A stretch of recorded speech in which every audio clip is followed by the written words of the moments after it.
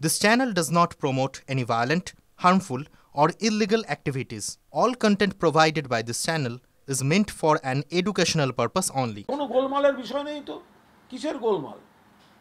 উচ্চ মাধ্যমিক পরীক্ষার দিন যদি কেউ কোনো জায়গায় ছাত্র ধর্মঘট ডাকে আর যদি কোনো কলেজ ইউনিভার্সিটিতে গন্ডগোল করে সেটা রাস্তায় নামিয়ে আনতে যায়, তো পুলিশ প্রশাসন ব্যবস্থা নেবে না? পুলিশ গতকালই বলে দিয়েছিল কড়া ব্যবস্থা নেবে।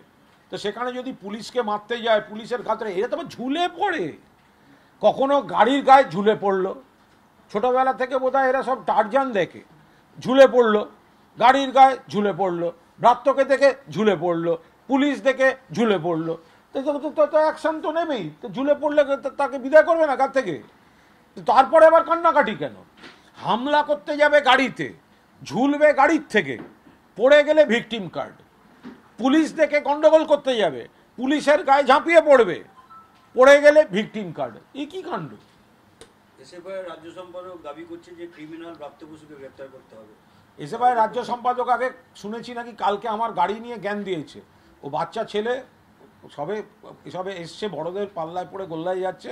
ও আগে বলুক যে আমার ওই ব্রাত্যর গাড়ি আমার গাড়ি, কোনো তথ্য প্রমাণ দিতে পারলো কিনা। একদিন এসে এইসব কোচি নেতারা একটা করে হাওয়ায় ছেড়ে দিয়ে গর্তে ঢুকে যাবে, ওসব চলবে না, ওসব চলবে না।